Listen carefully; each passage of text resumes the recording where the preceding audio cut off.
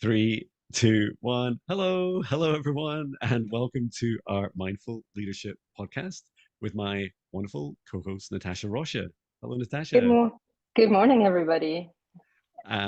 Natasha's in sunny Portugal. I'm in Scotland, and also in Scotland is our guest today, Tom Summerscales. Welcome, Tom. Thank you for joining Hi, us. everyone.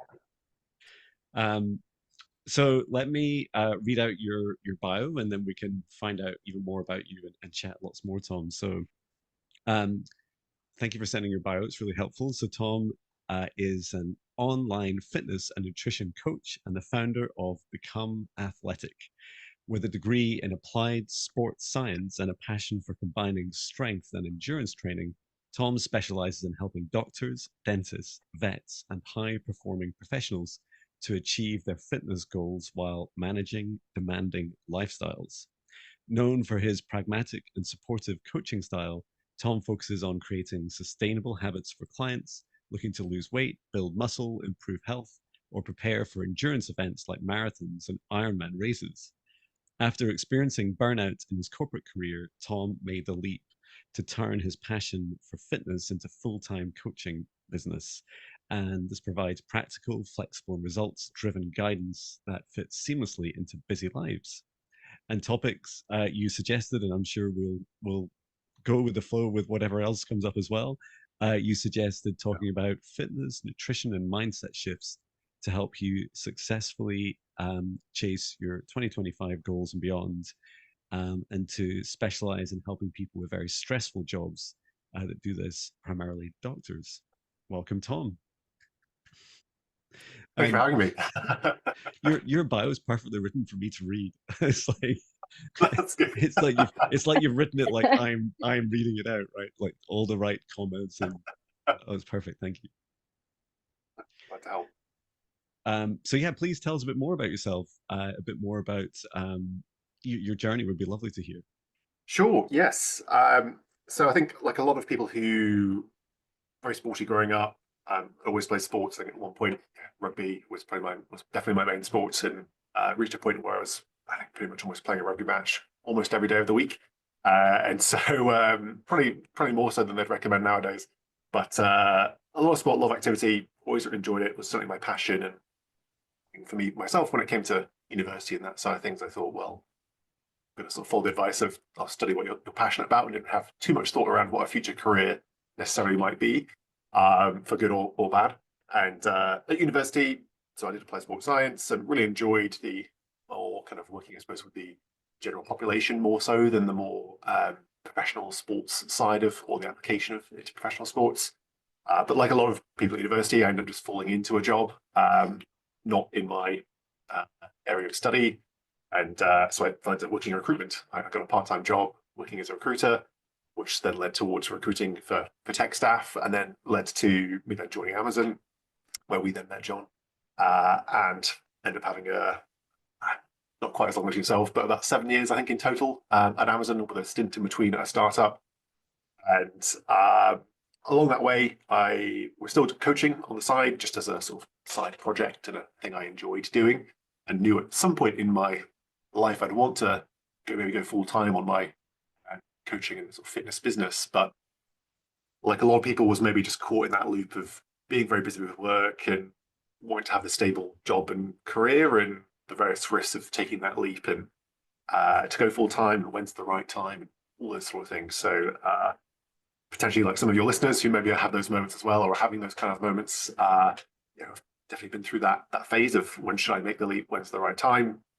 But eventually, I pretty much got full on burnout, and just found that I tried to solve that problem of stress by just working more and thinking, oh, if I just push harder, I'll get through the stress and solve the challenges in front of me, and then that'll get rid of the stress. But in reality, there's always going to be more work, and that just made things essentially worse and just burnt myself out at both ends of the spectrum by that point. So yeah, kind of reached full burnout, quite a bit of time off, and during that time, I had a bit of a panacea moment of thinking, okay, I can't keep doing this, and either I go back and try and make a fresh start of it in my corporate job, or I think, okay, actually, is now the time to make that jump and make that change.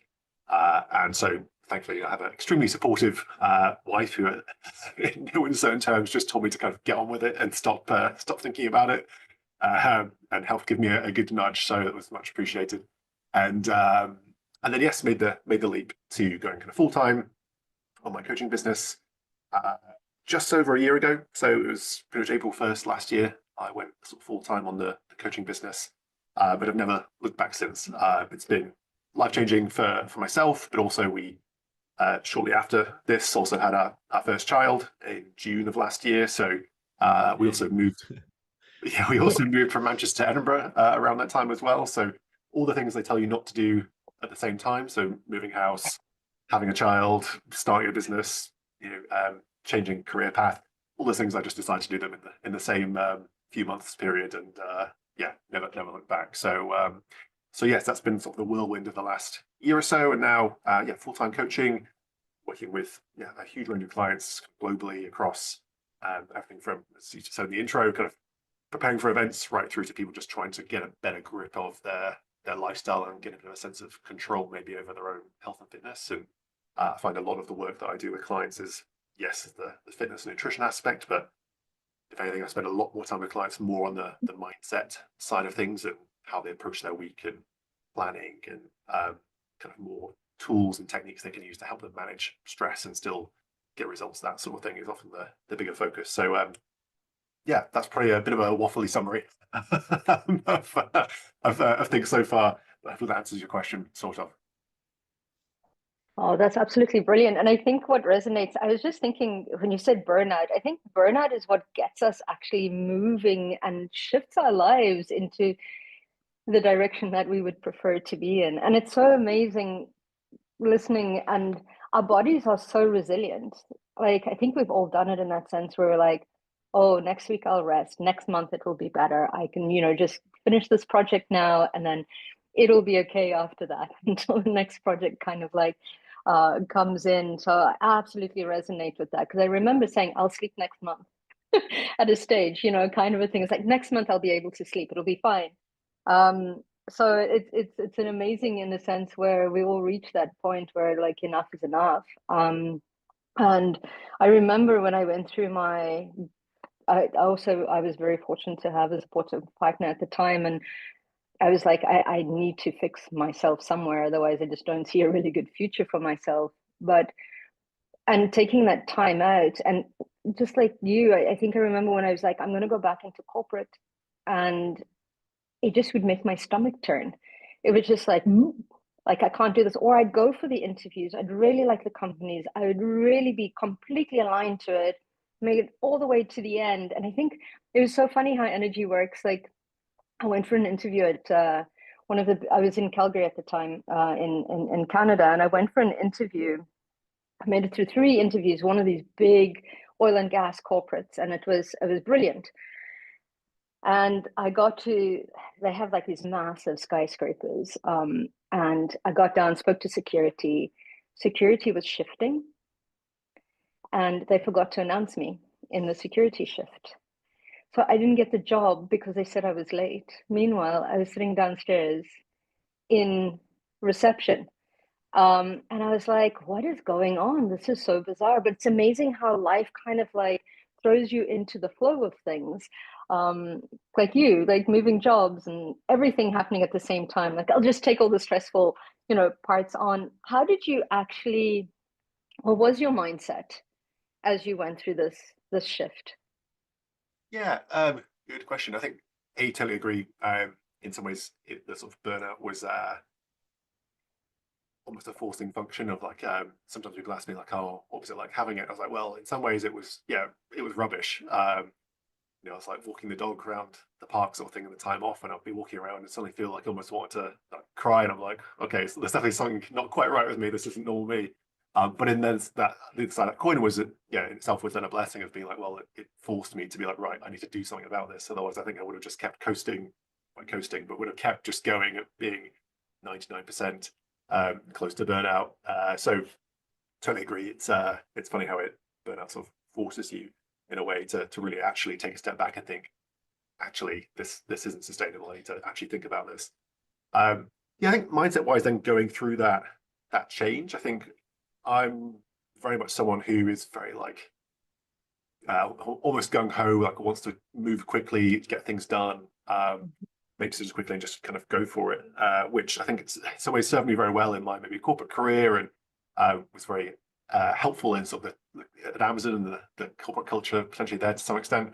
Um, but I thought suddenly I was like, okay, I need to not do that in this scenario. I think that's one good way to throw myself back into the same patterns that I maybe had been in previously, building towards burnout. And I was like, running your own business could 100% be a great way to give yourself burnout very quickly by just trying to do absolutely everything. And there's so many things you could do.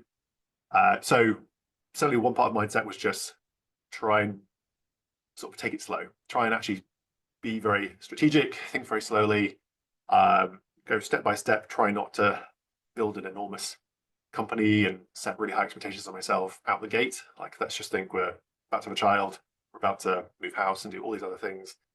Let's just try and build something that's nice and sustainable, and just working limited hours a week that I can build up steadily, feel happy with, and get used to that first before trying to shoot for the moon, essentially. So certainly a lot of trying to be as self-aware as possible in terms of mindset and thinking through. And I think particularly early on, there's a few times where I had to sort of stop myself and say, hang on a second, why am I getting stressed about not pushing really hard this week? Or why am I stressing about not having done X, Y, and Z this week? I can do it next week. Like, there's no one asking me for a report, or there's no monthly business review to go to submit this data to or to answer to. It's just myself, and actually I'm fine where I am. Let's just build steadily. So yeah, I think that's probably the key thing I would say is just try to be self-aware, from a mindset standpoint was the biggest thing, because I was so conscious of trying not to go straight back into the pans that I've been doing for the last 10 years or so, from that standpoint.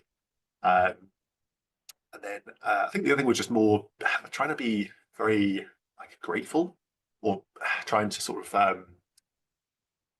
not look at it all through rose-tinted glasses, but trying to just be try the best way to describe it, but just sort of be grateful for the situation I was in, sort of thing of like, okay, yes, I'm in my corporate career and I'm not necessarily earning quite as much money as I was, and the other challenges and stresses that will come, but also being very grateful that I'm able to be in this situation of being able to spend time building a business and get to spend more time with my newly born daughter and all that sort of thing. There was a fun moment at our neonatal classes that we went to before having our daughter, and we kind of went around the dads.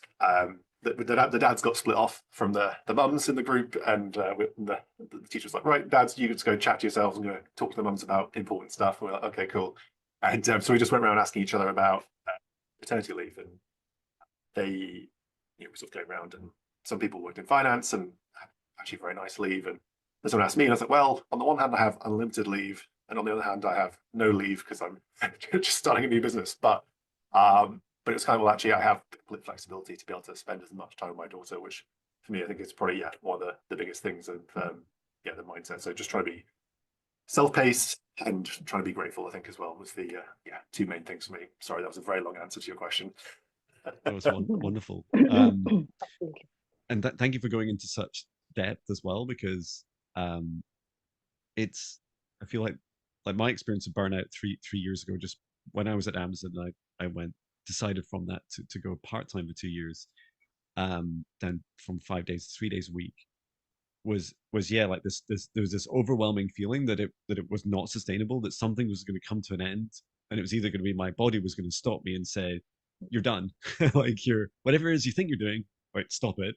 And then I think what one big thing, and Natasha, I'm sure you've told me that story several times now, and I still haven't like fully twigged, but it's like what you're both saying about the aspects of burnout, where it's not just the number of hours, it's not just the amount you're working, it's spending too much energy in a thing you're not really aligned with. Your body's not really aligned because it's finding it extra stressful. You're holding an avatar, holding a projection of yourself, like, hi, I'm corporate Jon Binnie. It's like that could be done for 8 years, but it was like, at some point there was going to be an end to that cycle. There was going to be a time for my to allow my body to rest from that. And thank you for sharing, especially your experiences of feeling teary when you're walking your dog. And I think those red flags are so important, right? I wish I could teach my children. I'm sure they can hear me talking just now. Um, like these things are like gold dust, right? If you have a little sign that you can gauge within yourself, and it might be some of your non-negotiables, like your morning fitness routine, or it might be your sleep patterns, or your the amount of time you're spending smiling in a day, or when you see yourself in the mirror each morning, like whatever it is that you have, like a way of checking in on yourself and understanding, am I like on a scale of like 0 to 10? How am I doing? How happy and healthy do I feel? Because if you get that wrong, like your body will just tell you. It's like a mutiny, right? It's like, oh, it's okay. Doesn't matter you got it wrong. Stop. Whatever you're doing, stop. Um, and I also love your focus, Tom. So you've chosen like, just in case fitness wasn't hard enough, right? You've chosen professions and professionals where the challenges are like even more acute. And I'd love to first of all ask you about like your choice of Yeah. clients to specialize in those patterns of medical professionals and other professionals. Yeah. So I think one of the big drivers for me when I was doing applied sports science, and that I've always more enjoyed about fitness is the more aspect of like helping people. That was the part I enjoyed from my course, as kind of touched on earlier. I was less interested in the more professional sports side. I was more interested in, oh, what can we do for the everyday general population that will help them. And I've sort of come of enjoyed helping people, wanted to use fitness to do that, but also I come from a medical family. So my dad's a GP, mum's a nurse and diabetic lecturer. Um, Pretty much grew up with their entire circle of friendship, also being all doctors of varying specialties, or vets or dentists. And so having seen, I suppose, firsthand growing up, them going through depression and stress and all the other levels of difficulty, that kind of burnout and all those things, seeing my parents go through that, as well as their friends and that kind of thing, from a mental health side, but also from a physical health in terms of where they're at maybe when they retired. Um, Seeing them, but others were seeing it in my own friends who are doctors, dentists, vets. My wife's a doctor, my sister-in-law's a doctor, pretty much surrounded by doctors, and so have maybe a unique insight into the challenges they face compared to most fitness and kind of nutritional professionals, and thought, well, yeah, I can help them more than most people can actually get them. And so for me, it was a good combo of like almost kind of wanting to help people like my dad, or help people kind of not get to where my dad was in terms of his own health, maybe more mentally or physically, as part of his career, and help make things more sustainable. So yeah, that's probably a bit of like why family, people like my dad, really. So it was really trying to find like, what am I truly passionate about in fitness? Because there's so many things you could go after or do, and I suppose there's definitely things I could do in a fitness business industry that maybe would make more money potentially, or as a business be more profitable out the gate, so to speak. But for me, it was like, no, I want to do what I'm actually passionate about, not just do it for money, or to build a big business and have a nice car and that kind of thing. Beautiful. I have that's amazing, and it's beautiful to hear your why in that sense, because it definitely shows where that's needed. Um, how does one? So a lot of the times, so especially dealing with a lot of people, and like we know what's good for us. We know that we need to get out and do movement. We know that we need to eat. Like we know it. What stops us from doing it? How do we embody that aspect? How do we create those habits and maintain them? Do you have any tips, or what would you recommend?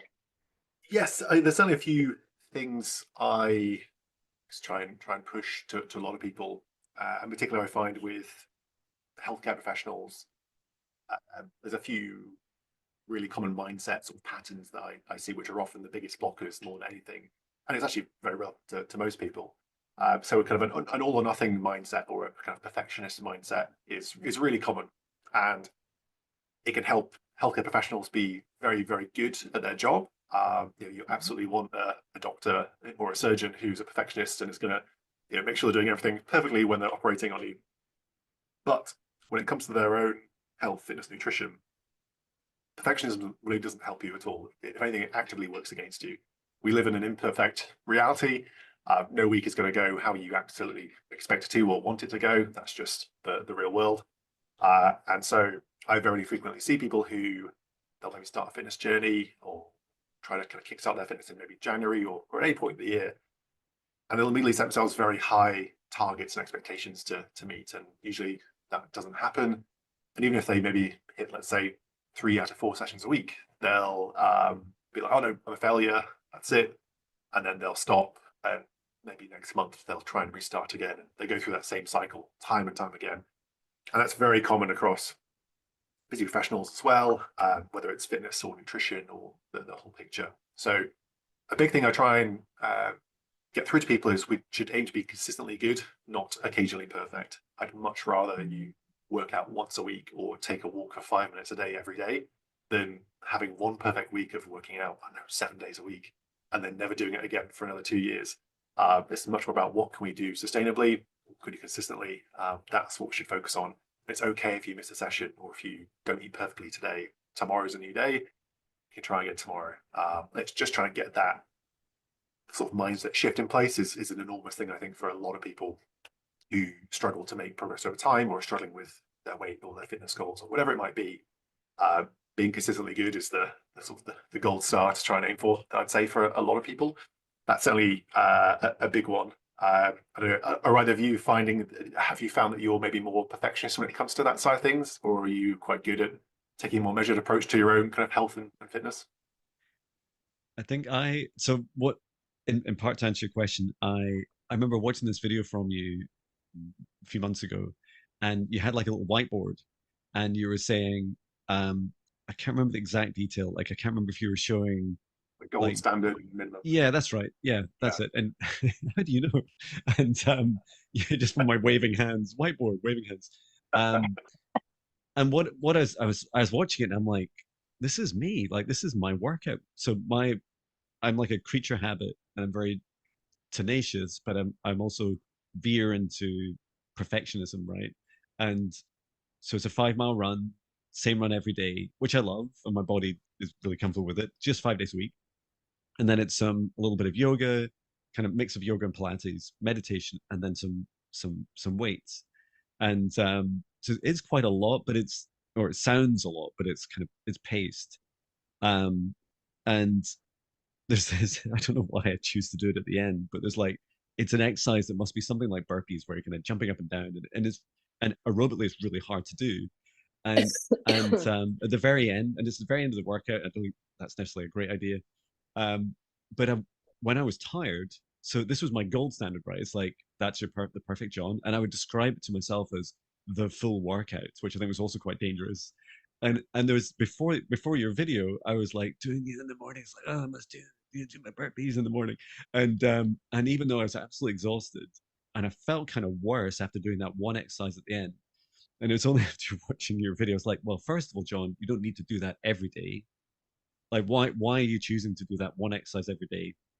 And then the second thing was, what if I did part of it? And it's like this mind blowing moment. It's like you don't need to do 26 reps, John. You can do what if you did five? What if you did 5 or 10? That's still 5 or 10 more than not doing it. And then I realized actually, because I didn't really want to work on my aerobic fitness because I already my cardio, I'm already running. So I'm like, well, Yeah. what is it you're trying to get out of it, John? You're just pushing yourself to something that it's not that it isn't achievable. It's just that it's almost like I just get a bit set in my patterns, right? I'm like, um, after all that, write a song and then go off and do my work, whatever it is. And I felt that what you helped me understand was like these when I'm really tired, I slim it way down. It's just a run. And then I guess so that would be like my bronze, and then silver will be like it'll be some almost all the things, Yes, actually. but just listening to my body. And now I do this thing just before I do each exercise, and I just ask the body, "How do you feel?" And sometimes I just want my body to go, it's okay, just you just go and have a shower now. But actually my body's fine. And it's like, oh no, I think we're fine. Just like get over it. And then other times it's surprising me the other way. It's like, no, no, like we're done. Like, do you not remember you were working late last night? You really don't need that. And if you really want some exercise, do something gentle. Do a longer lunchtime walk with the dog. So that was a real epiphany for me. Um, and yeah, I'd love to hear a bit more about some of those challenges that you have with human behavior with your clients about like how do you shift people away from all or nothing, Yep. trying too hard or giving up completely. Yes. Yeah. And very much so. Agree with your approach there. I think it's absolutely sometimes listening to ourselves, looking out for those sort of red flags a little bit as well in our week, and also it takes time to be able to recognize those, and you have to have a certain level of almost self-awareness that you need to develop to be able to spot those things, and that again comes into a lot of it too. I think how do we go from perfectionism to being a bit more consistency focused? I think one key thing that I talk a lot about with clients is planning. Um, we're not talking about some very in-depth year-long plan that's got lots of milestones, and in itself is a large piece of work. It's a very simple 7-day a week kind of planner that's as simple as just what are the various parts of you that you are trying to progress or trying to work on. And so for a lot of my medical clients, that might be on the left hand side, you would basically put your various roles or parts of you. So one might be doctor, one might be parent, one might be wife, husband or partner, another might be musician, whatever things you enjoy and want to kind of move forward, hobbies or something. And then you list the tasks that you want to do for each of those parts of you for this week, and then you lay those onto then your calendar, whether you do that in your Google Calendar or your Apple Calendar or whatever. But it's just very simply trying to plan the other parts of your life that aren't just work, and it's also been planning in those 1, 2, 3 sessions a week. And just that basic planning itself, I find for a lot of people is then very successful, helping them, even if they get 1 session in or 2 sessions in of 3, fantastic. But just laying it out, some basic planning, I find is often the most effective thing at helping people move away from being a bit more consistently focused rather than that perfectionism. And you're always going to struggle. There'll always be moments where that perfectionism will want to kick back in a little bit, and it can work in your favor sometimes, absolutely. And it's just having that ability to take a step back and just think, okay, actually, am I failing or am I actually doing quite well? And just missing 1 session's probably okay. I frequently will get people who will say to me, "Oh, I failed this week," and I'll be like, "Okay, like tell me why you failed," and it'll be, "Oh, I didn't get to every session." I'm like, "Okay, but you've worked out more in the past month than you have in the prior 2 years. You're definitely not failing. You're doing really, really well. This is lots of change you're trying to do right now." So there's a lot of, I think, also reflection. People actually reflecting on the progress and where they've come from start to wherever they are now. I think it's also a pretty good way to help people see the perfectionism for what it is and start to think a bit more consistency focused. So yeah, certainly reflection I think is a big one for a lot of my clients in terms of moving away from being perfectionists when it comes to fitness and nutrition. But it's not easy. And I think when we think about habits and the way we do things, they're built up over our entire lifetime to where we are now. So suddenly just expect them to suddenly throw away all their perfectionism for a big part of their life is a big ask. So it's definitely a process, which is much easier if you have someone there to also be prompting you and asking you things about it as a coach. Doing it by yourself is much more difficult. But certainly, yes, I think reflection definitely a big one to help with it and planning. I love I love that reflection aspect of it, because I think as humans we're so focused to look at what we're not doing than what we are doing as well. And I agree with you. Perfectionism has its place, but it's also a glass ceiling because it doesn't allow for progression. Because it's like you've reached that space and then that's it. So what could come after that? So I see it very much as a phase within our cycles, as in, reaching perhaps the end of a cycle before you progress into the next, which is quite beautiful.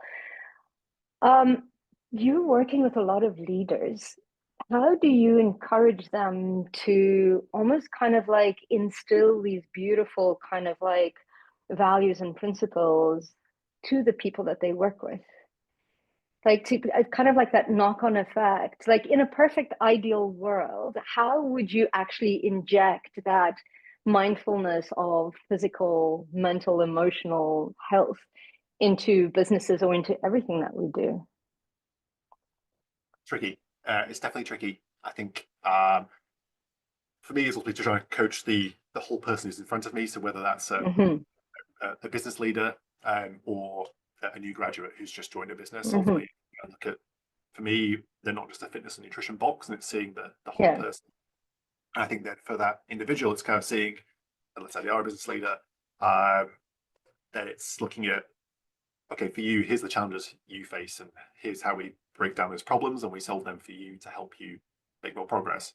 Um, it could be then helping them see, okay, well, you have these challenges. Let's think about what maybe the kind of challenges that one of your employees might have when it comes to doing this. And maybe your corporate culture also exacerbates those challenges potentially for that person. So what can we do to help them make it more realistic or help them more seamlessly fit fitness or nutrition into their day-to-day lives? It's a complex challenge, and I think a lot of yeah, in an ideal world, everyone would have someone doing a one-to-one approach on them and be able to help them. Ideally be able to go to a business and say, right, every single employee gets to work with a coach, and they'll come in Yeah. and look at you as an individual and help you with those problems. But when it comes to then a Mm-hmm. large organization, what can they do to try and help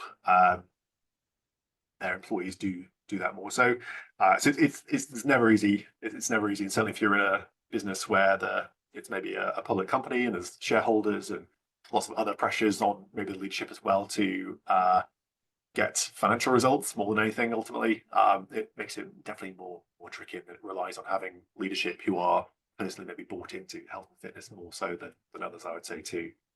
So yeah, no easy answer. I think for me, it's if you're working with a client who is in a leadership role, it's sort of trying to help them see the challenges that they face and how that also can be similar for their employees, and the kind of things they're trying to go through. I think just awareness is often the biggest thing. But for some people, sometimes maybe senior doctors, for example, who it's maybe been a while since they were a junior doctor and at the beginning of their career. And sometimes then, just through conversations, the challenges they face at their point in their careers, obviously that's quite different. If they're a senior consultant, there's lots of also management responsibilities and various other duties that they have now that a junior doctor doesn't have, but also different economy and climate and all those things that factor in. It can just through me discussing with them challenges that other people face who are maybe more junior than them, that in itself can be often eye-opening for them to think through. Oh, okay, like I can see why actually it's much harder for them to maybe get on the housing market and actually have less cash left over to invest in their own health, fitness, or nutrition, and they also have more pressures than maybe we did in some ways. It's just awareness is the biggest thing I think to help start or sow the seeds of sort of change and Mm-hmm. approach for others. But yeah, it's definitely no one size fits all. I think for that Yeah, topic. Yeah. absolutely. And I was curious about, so we our journey with both these challenges you've been talking about, and then somewhere between the brittle nature of perfectionism and the consistency, where it's where a month, a more consistent month, like more exercise a month or more focus on your health objectives in a month is better than a previous month where you were doing it less, and that it's a journey. I'm really fascinated in these tensions that you come up against and how you help people, like your experiences, including with yourself as well. Like how do you get to a stage where someone's health and fitness is much more like mandatory, like it becomes more non-negotiable for them, at Yeah. least to a level where they feel like it's not work that alone that's constantly pushing or breaking those habits. Yes. Often it's sort of talking about with clients trying to make sort of their better habits with fitness nutrition a default part of their life or week. And I think as someone who's maybe much more interested in fitness than your average person, as someone who grew up with it, just it was always a default part of my week, a default part of my day because of just sport and that sort of thing. And it's recognizing that for a lot of people that was never the case. They maybe never did any real exercise apart from what they were forced to do at PE at school, maybe, and that's it. Mm. And so suddenly, actually, for them to think through, oh, as a default, I should be trying to do this a few times a week is a mental shift. And I think it doesn't happen overnight. It is a case of planning. I find it's kind of bedding in those planning principles and that becoming then a default activity for them each week. That okay, each week I spend 5 minutes planning what I'm going to do. That becomes a default. Through that, then planning in a bit of fitness or nutrition, meal prep, for example, also becomes a default, and it comes with time. The thing I would say that again, going back to the whole person side of things is none of that happens if this person is stressed out their mind and really anxious and not sleeping and not recovering.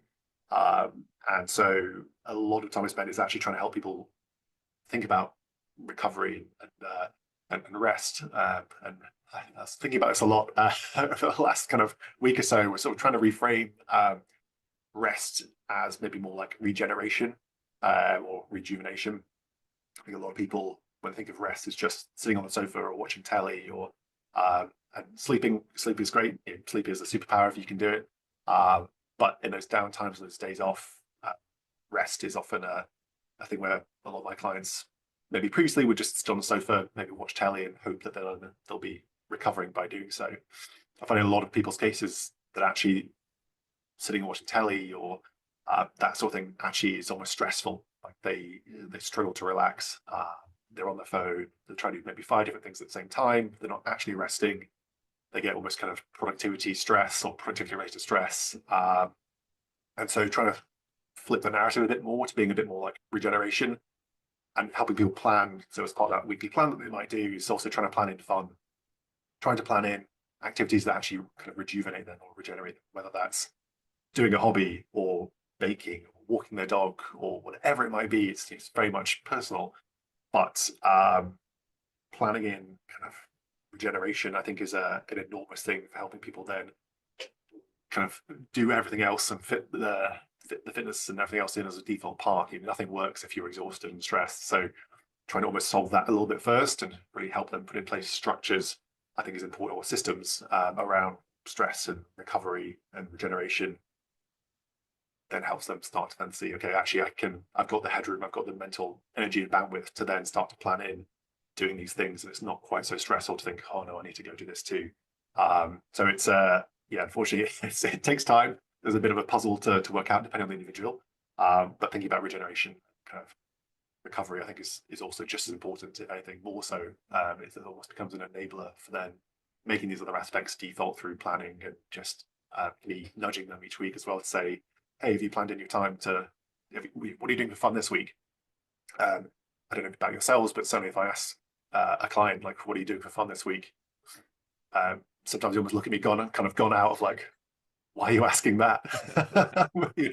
And I'm like, well, it's pretty important. Like, when was the last time you had fun? And then, thankfully, some people usually do have some kind of answer.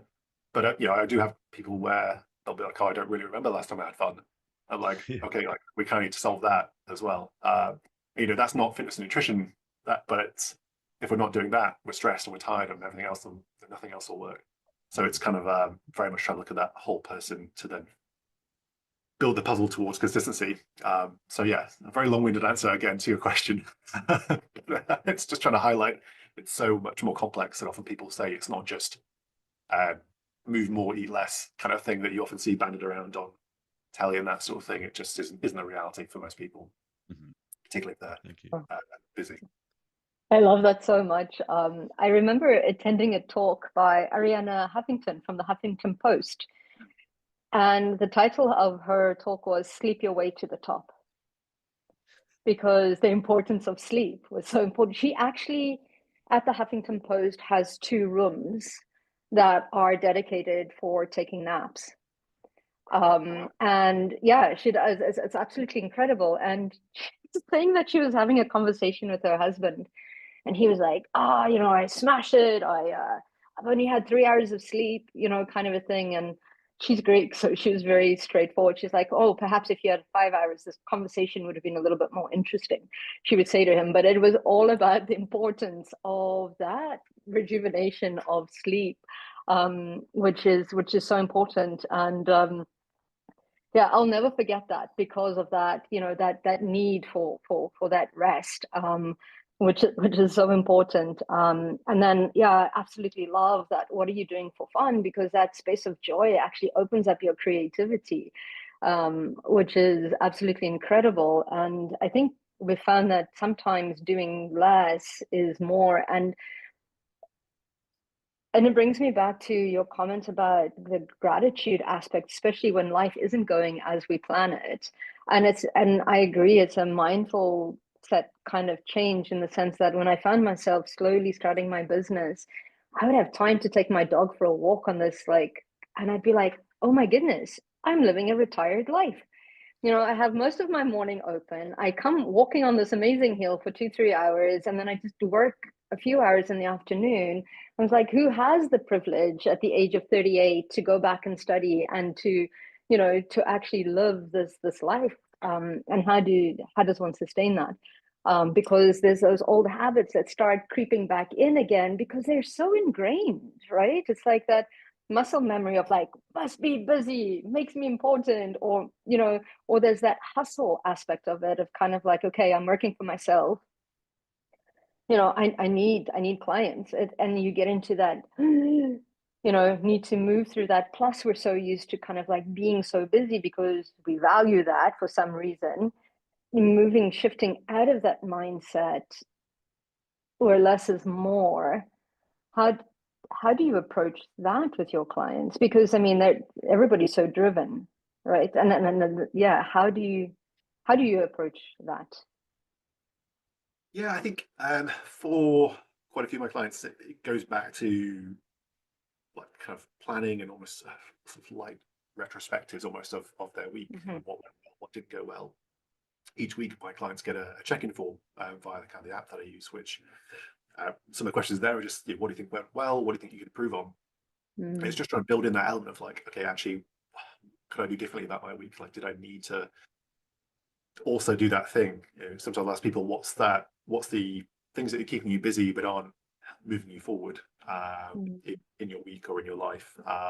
And whether it's just additional planning, or I don't know, doing additional social activities that maybe aren't actually that bothered about, but have said yes to, and actually they would actually feel better if they went and did that hobby that they really enjoy for 2 hours, or whatever it might be. Often it's that, just let's look at the data, to be very kind of corporate about it. Let's look at the data that we have, and let's use that to make better decisions around then how we might spend our week or how we spend our time. It's also just looking at what are some easy ways we can try and maybe build in activity or exercise into our weeks that we are now, and looking at there's a kind of a video I'm sort of putting together at the moment for a post where it sort of looks at someone waking up, and then kind of it splits in two, and there's one person who maybe is a bit more planned about how their day goes, and the other person who's just kind of hoping for the best. And just seeing how one uses their time. Actually, there's very little difference in terms of the effort required to be much more proactive and have a much better day potentially than those who don't. But it's just looking at what those small decisions we make throughout our day that make that, that sum up to a big difference overall. Whether it's getting to a workout, or doing that thing we enjoy, or having food ready and not going to Tesco on the way home, getting a ready meal every day.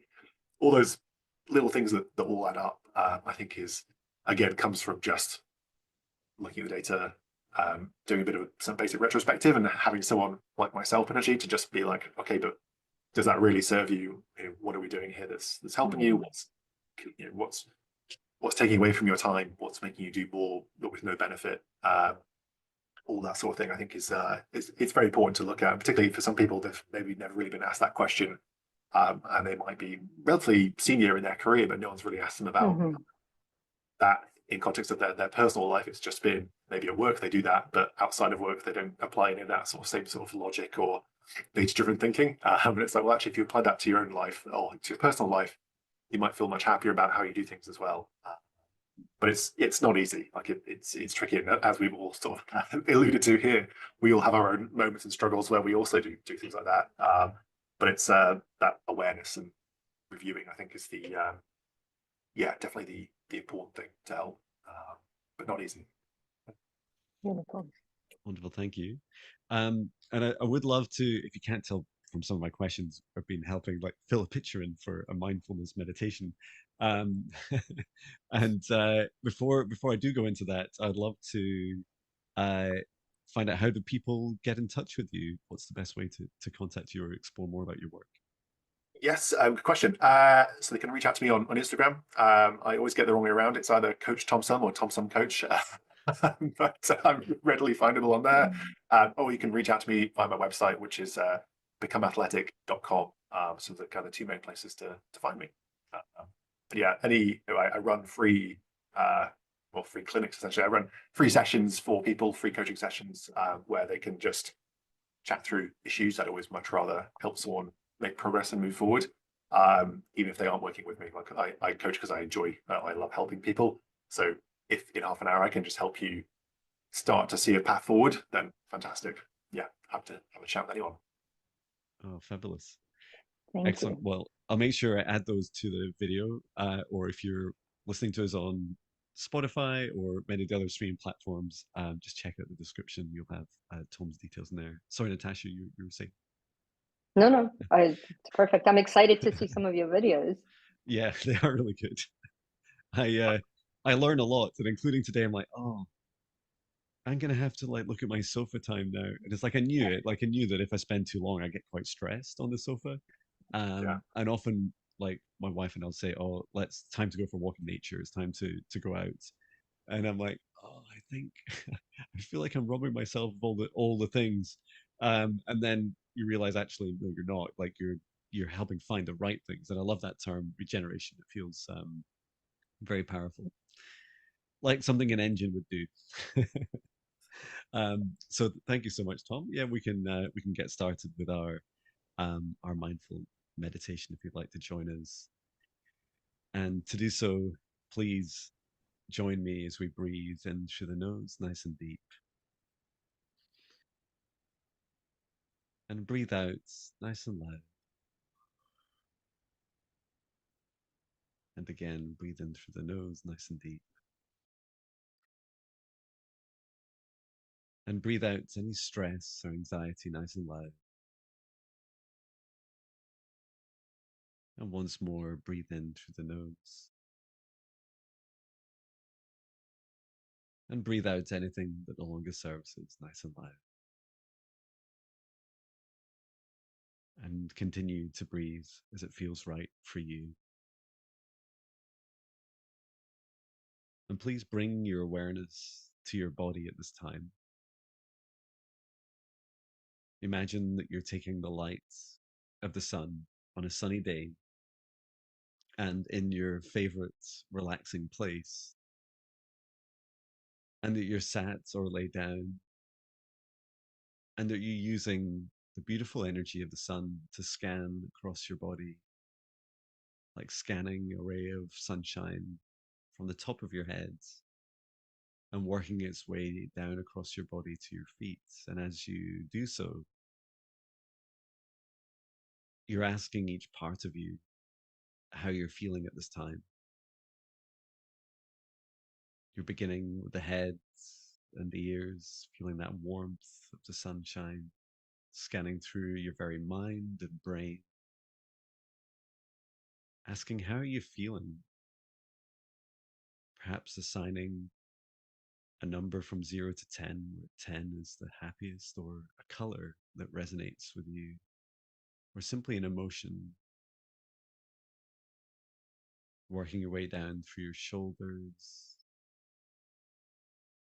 down through your upper body and arms, out to your fingertips, scanning across your whole body down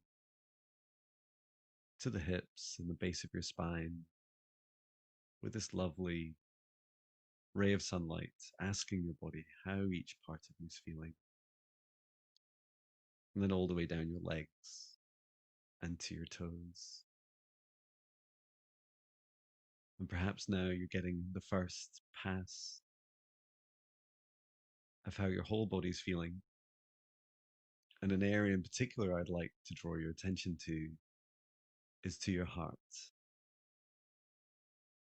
You can place your hand on your heart if you choose to. and ask your heart, how are you feeling in this moment? Ranging from your lowest emotions of shame, doubt, and fear, all the way up to your highest emotions of joy and love, just like the love that you feel for your loved ones. Where in that spectrum does your heart feel at this time?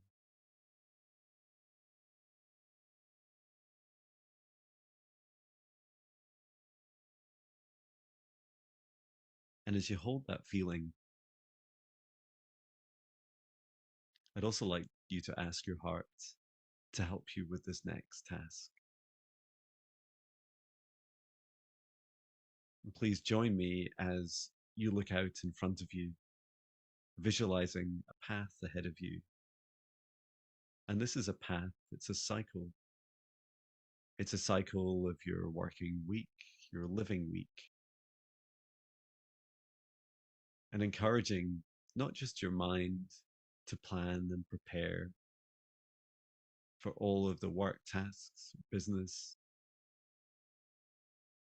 or the things that you typically busy your mind with, but also asking your heart to look out now, to project across that whole week, the next 7 days, that cycle. And as you do, as your heart continues to feel into each day, each hour, feeling into your natural rhythms. Are you an early morning person when your energy feels the highest after sleep?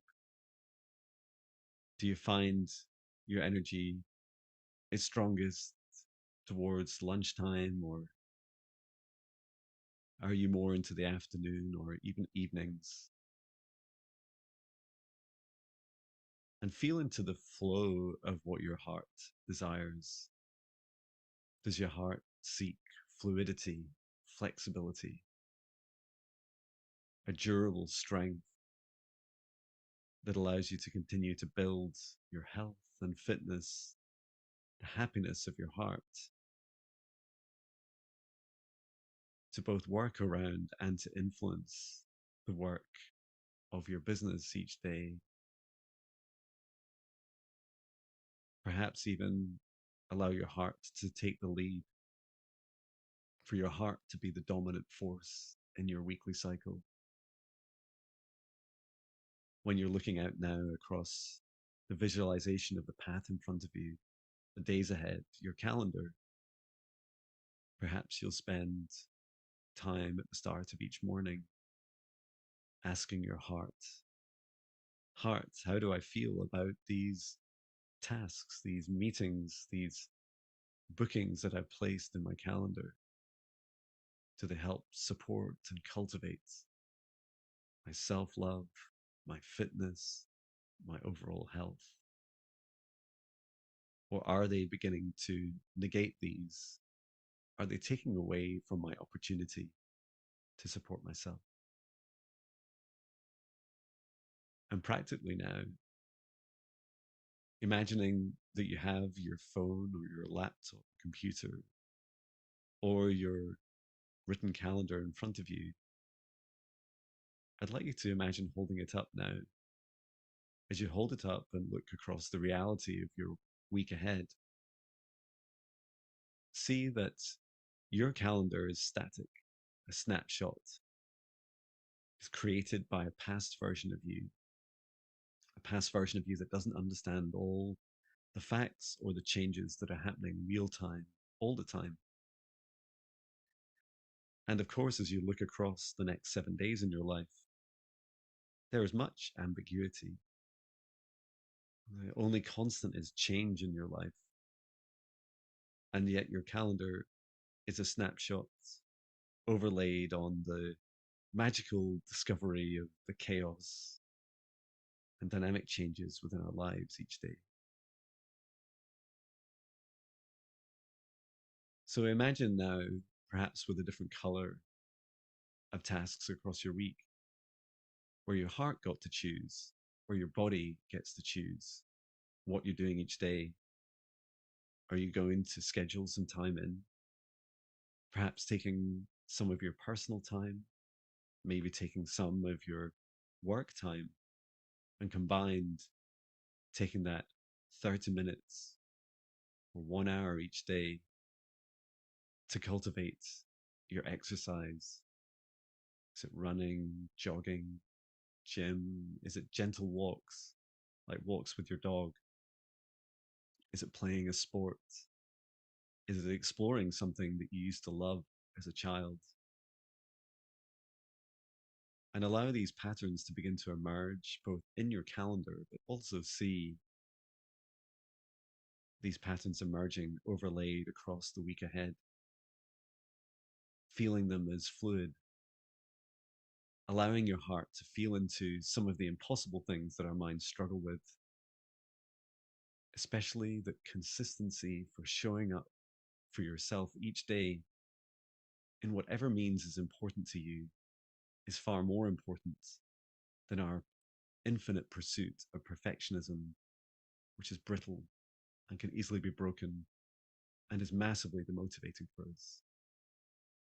Knowing that each minute, that each 10 minutes or 30 minutes you spend in each day, where you're focusing on your health, on your happiness, on your heart, these are the things that truly fuel your happiness and love for this life.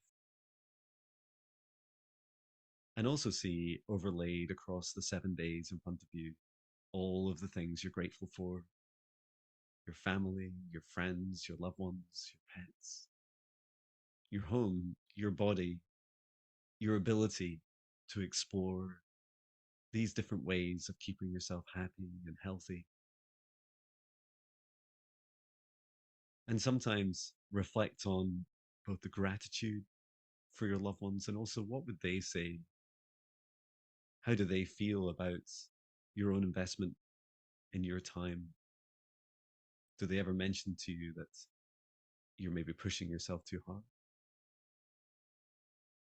Or do they admire your flexibility, your durability, your courage and strength? Do you lead by example, always showing that every minute that you invest in yourself is a beautiful return on investment of your own joy and happiness? Because this reflects across all aspects of you, becoming productive in your mornings, afternoons, and evenings, and allowing your body true rest and regeneration, not just stopping and feeling stressed, but stepping into the fun and joy that fuels that fire in your heart, in your belly. And with those sun rays that we started with at the start, allow them to shine across your whole body now, connecting your mind, your head, your neck and chest and lungs and heart, your digestive system, consciously consuming and always feeling good about the choices you make, knowing that you're not perfect, you're a human, all the way down through your legs and feet and out to your arms and hands, allowing yourself to feel energized once more and excited and grateful for not just the health you have, but the health that you continue to cultivate and nurture within you to help lead others by example. And when you're ready, please come back to this moment, back to your body, back to where we started at the meditation. And you can open your eyes and move again if you wish.